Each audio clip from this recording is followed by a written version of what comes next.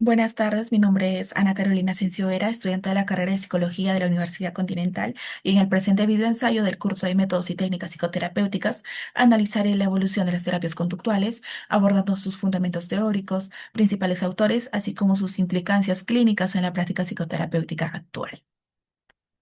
Bueno, las terapias conductuales constituyen una de las tradiciones más sólidas dentro de la psicoterapia científica, no solo por su respaldo empírico, sino por su capacidad de transformación a lo largo del tiempo. Sin embargo, la evolución no puede entenderse únicamente como una sucesión de técnicas, sino como una serie de cambios profundos en la manera de conceptualizar el comportamiento humano y el sufrimiento psicológico. En este sentido, este recorrido se organiza a partir de tres preguntas fundamentales que atraviesan cada generación. En primer lugar, ¿qué es lo que genera el sufrimiento psicológico? En la primera generación, este se explica como el resultado de aprendizajes desadaptativos, en la segunda como consecuencia de cogniciones disfuncionales y en la tercera como producto de la evitación experiencial y la relación rígida con los eventos internos. En segundo lugar, ¿cómo se produce el cambio terapéutico? Inicialmente mediante la modificación directa de la conducta a través del aprendizaje, posteriormente a través del cambio de patrones de pensamiento y finalmente mediante la transformación de la relación con la experiencia, promoviendo aceptación y flexibilidad psicológica. Finalmente, ¿cuál es el rol del terapeuta? Bueno, esta evoluciona desde un rol técnico y directivo hacia uno colaborativo y posteriormente hacia un rol más contextual y acompañante, centrado en facilitar procesos de cambio más amplios, eh, donde de este modo las tres generaciones no representan un reemplazo, sino una ampliación progresiva del enfoque conductual.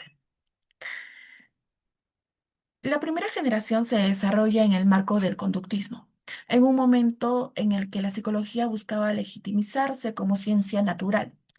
John Watson plantea que el estudio de la psicología debe centrarse exclusivamente en la conducta observable, lo cual implica una ruptura con enfoques introspectivos.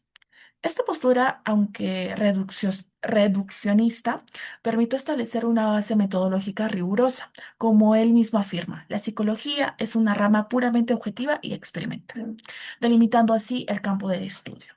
En este contexto, Iván Pavlov demuestra que las respuestas pueden ser condicionadas por asociación, lo cual resulta clave para comprender el origen de respuestas emocionales como las fobias. Por su parte, Skinner amplía este enfoque al introducir el condicionamiento operante, donde la conducta se explica en función de sus consecuencias, estableciendo principales como el refuerzo y el castigo. Finalmente, Joseph Wolper traduce estos principios al ámbito clínico, desarrollando la desensibilización sistemática, lo que marca el inicio de la psicoterapia conductual basada en evidencia. Desde el punto de vista clínico, esta generación entiende el sufrimiento como el problema de aprendizaje, lo que implica que puede ser modificado mediante procesos de extinción o de reaprendizaje. Las técnicas utilizadas como la exposición o la economía de fichas son altamente estructuradas y buscan modificar directamente la conducta observable. Sin embargo, esta misma claridad técnica implica una limitación importante, la exclusión de la subjetividad. El modelo no logra explicar por qué ante un mismo estímulo diferentes personas pueden responder de maneras distintas, lo que evidencia la necesidad de incorporar variables internas. Así, la principal crítica de este enfoque no es su ineficiencia, sino su insuficiencia explicativa. La segunda generación surge precisamente para responder esta limitación, incorporando los procesos cognitivos como variables mediadoras. Este cambio implica reconocer que la conducta no puede entenderse sin considerar cómo la persona interpreta la realidad. Como lo expresa Epicteto, no son los hechos los que perturban, lo que posteriormente será retomado por Albert Ellis y Aaron Beck.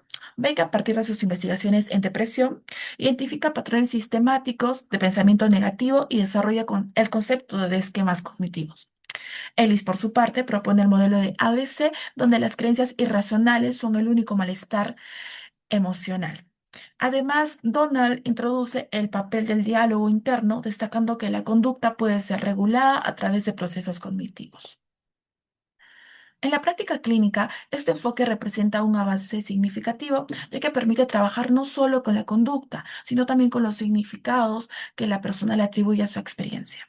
El cambio terapéutico se produce a través de la reestructuración cognitiva, es decir, la modificación de pensamientos disfuncionales. Sin embargo, este modelo también enfrenta limitaciones, especialmente en situaciones donde el pensamiento no puede ser fácilmente identificado o modificados, como ocurre en trastornos crónicos o experiencias altamente emocionales. Esto plantea una cuestión fundamental. Si no siempre es posible cambiar lo que pensamos, ¿es necesario hacerlo para mejorar? Bueno, la tercera generación surge como respuesta a esta pregunta, proponiendo un cambio en el foco de intervención. Stephen Hayes plantea desde la terapia de aceptación y compromiso que el sufrimiento psicológico está relacionado con la evitación experiencial y la rigidez psicológica. Su propuesta, basada en la teoría de los marcos relacionales, explica cómo el lenguaje puede generar sufrimiento al hacer que las personas se fusionen con sus pensamientos. Por otro lado, Marshall Linehan introduce la terapia dialéctico-conductual, integrando aceptación y cambio para trabajar con la desregulación emocional. Asimismo, Sincel Segal desarrolla la terapia basada en el mindfulness enfocada en prevenir recaídas depresivas. Desde esta perspectiva, el sufrimiento no radica en la presencia de pensamientos o emociones negativas, sino en la relación que se establece con ellas. El objetivo terapéutico es desarrollar flexibilidad psicológica, permitiendo que la persona actúe en función de sus valores, incluso en presencia de malestar. Esto implica un cambio importante en la lógica terapéutica, ya que no se busca eliminar el síntoma, sino transformar su función. Si bien este enfoque amplía significativamente la comprensión del comportamiento humano, también introduce desafíos en términos de complejidad conceptual y ampliación clínica. Al analizar las tres generaciones de manera comparativa, disculpe, es posible observar que cada uno responde a las limitaciones del anterior, pero también introduce nuevos desafíos. La primera generación aporta rigor metodológico y técnicas altamente eficaces, pero su enfoque resulta reduccionista al excluir la subjetividad. La segunda generación amplía esta visión al incorporar la cognición, logrando una mayor capacidad explicativa y aplicabilidad clínica, ¿no? Aunque puede resultar limitada en contextos donde el cambio cognitivo no es suficiente. La tercera generación, por su parte, ofrece una visión más integradora y contextual, incorporando dimensiones como los valores y la experiencia, aunque una mayor complejidad teórica y menor estandarización. Esto evidencia que ninguna generación es superior en términos absolutos, sino que cada una de estas aporta herramientas útiles dependiendo del contexto clínico. El cuadro comparativo permite visualizar cómo la evolución de las terapias conductuales no solo implica cambios técnicos, sino transformaciones en la forma de entender al ser humano. Se observa un desplazamiento progresivo desde una visión mecanista centrada en la conducta hacia una comprensión más compleja que incluye cognición, lenguaje, contexto y experiencia.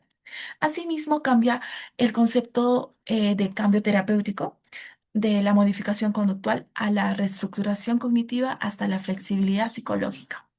En este recorrido refleja una ampliación del cambio clínico, permitiendo abordar problemáticas cada vez más complejas.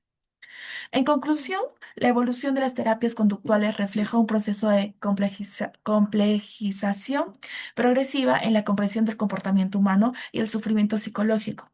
Cada generación aporta elementos fundamentales que en conjunto enriquecen la práctica psicoterapéutica actual. Más que optar por un único enfoque, el desafío contemporáneo consiste en integrar estos modelos de manera flexible, considerando las características individuales de cada paciente. De este modo, la psicoterapia se consolida como una disciplina dinámica, capaz de adaptarse a la complejidad de la experiencia humana. Bueno, eso sería todo. Muchísimas gracias.